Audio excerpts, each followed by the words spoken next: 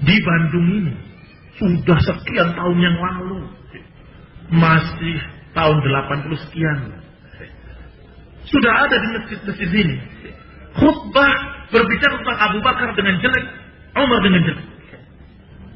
Menyampaikan kepada saya seorang yang thiqah, kata dia, saya bingung di majelis ini apa-apaan kok Abu Bakar dan Umar dicerca, karena dia kesasar masuknya salah masjid. Dia tanya pada temannya, kepada sebelahnya bukan temannya, ini kok imamnya mencerca Umar? Umar kan memang begitu. Waduh, langsung dia keluar. Apa maknanya ini? Maknanya di Bandung ini sudah banyak Syiah. Hati-hati. Sudah banyak fitnah sejak dulu. Ada satu lagi yang disekolahkan sampai ke Iran. Dari sini juga sekolah. Setelah lulus di sini dikirimkan ke Iran.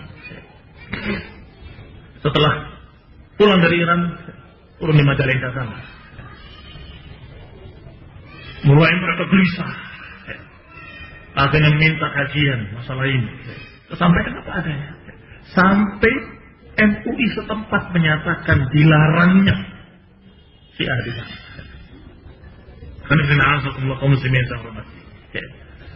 Sampai setelah terbukti mereka memang sesat, dilarang. Jadi jangan-jangan yang di daerah tahu, yang di pusat tidak tahu. Mungkin karena perbedaan keilmuan, perbedaan bacaan, atau salah asuhan. Wallahu ta'ala a'lam. Fatwa Jawa Timur dan fatwa MUI Sampang itu bahwa Syiah yang ada di Sampang itu sesat. Sudah ada keputusan berdasarkan 14 bukti nyata di lapangan yang menyatakan mereka sesat. Salah satunya Syiah yang di Sampang itu menghina Abu Bakar, Umar, dan Sayyidatuna Aisyah. Menghina Abu Bakar, Umar, dan Aisyah ini udah jelas sesat. Itu satu. Belum lagi yang lain-lain, ada 14 poin itu lengkap dalam keputusan fatwa MUI Sampang dan MUI Jawa Timur. Jadi MUI Pusat tidak berhak untuk mencabut fatwa. Fatwa tidak bisa dibatalkan dengan fatwa. Jadi ya jalan gitu. Nanti kalau ada Syiah di tempat lain yang menimbulkan friksi di masyarakat, maka MUI di sana akan mengadakan kajian di lapangan, langsung praktek mana hal-hal yang benar atau menyimpang. Kalau benar ya kita katakan benar. Apakah Syiah itu sebagian dari Islam, Pak? Oh, Syiah Islam. Syiah Islam. Ya, Islam mereka. Cuman Syiah ini kan dikaji keberadaannya. Jangankan Syiah, Sunni aja ada yang sesat. Ya kan? Sunni kan beberapa kali fatwa di sini ada LDII, Islam Jamaah, kan Sunni ngakunya kan sesat. Keluar fatwa Majelis Ulama Indonesia sesat. Ada lagi Islam yang lain yang mengaku Sunni kan sesat. Jadi jangankan Syiah, Sunni aja kalau di lapangan kenyataannya melanggar aturan agama ya dikatakan sesat. Nah, jadi Syiah itu Islam, buktinya Islam mereka boleh naik haji kan. Ya. Tapi Saudi Arabia selain memberi visa haji karena mereka itu Islam. Kalau nggak Islam, Ahmadiyah kan nggak diberi visa haji. Ahmadiyah itu tidak diberi visa haji karena mereka dianggap tidak Islam. Kalau Syiah dianggap Islam, dia diberi visa haji.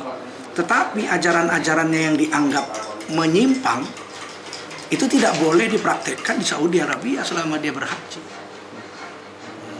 Gitu. Jadi untuk sosialisasi MUI itu sendiri Pak mengenai Syiah itu bagaimana? Tidak ada sosialisasi, tidak ada. Karena ini kajian fakta. Kajian fakta. Jadi kalau untuk orang awam biar tahu Syiah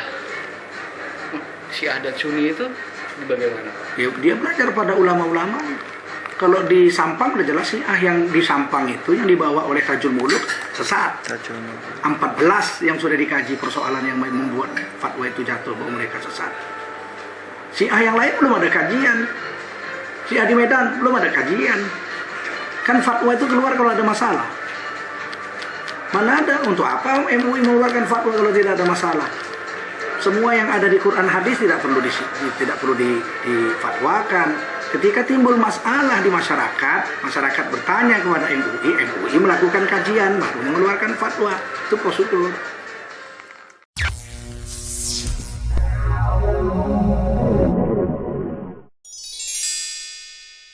Bismillahirrahmanirrahim. Assalamualaikum. Assalamualaikum.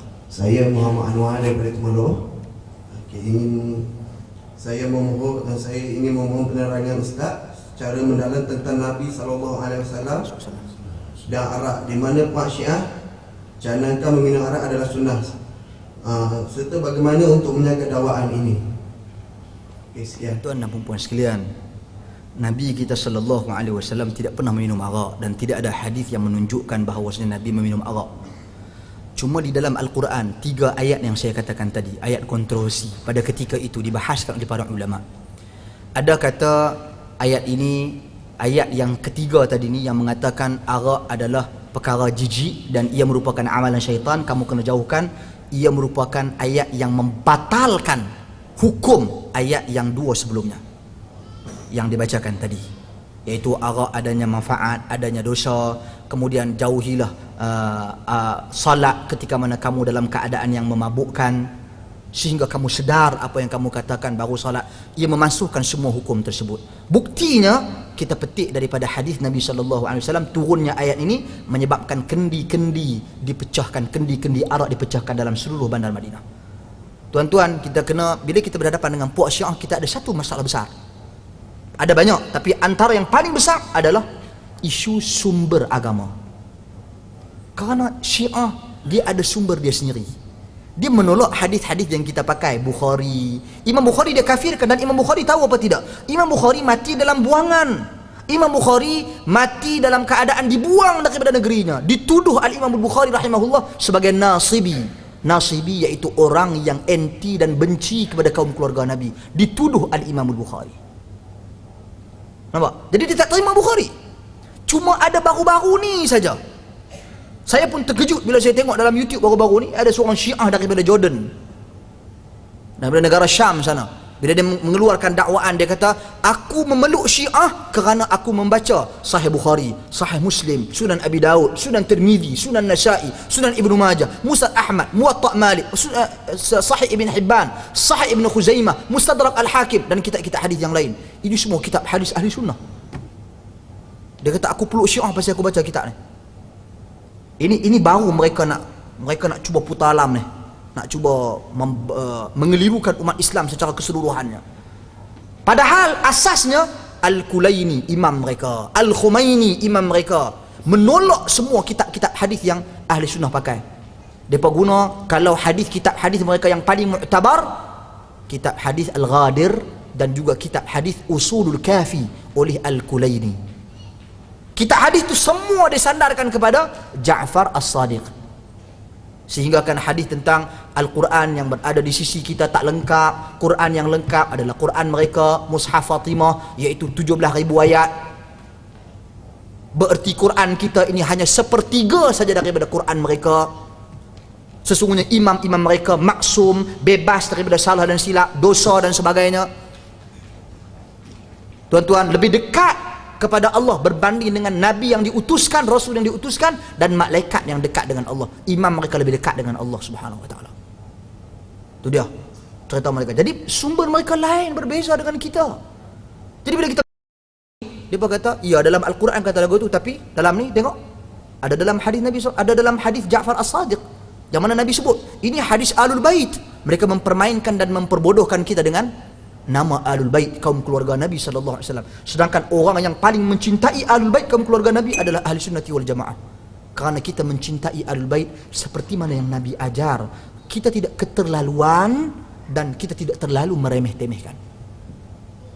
Kita yang sedang-sedang, kita yang sederhana.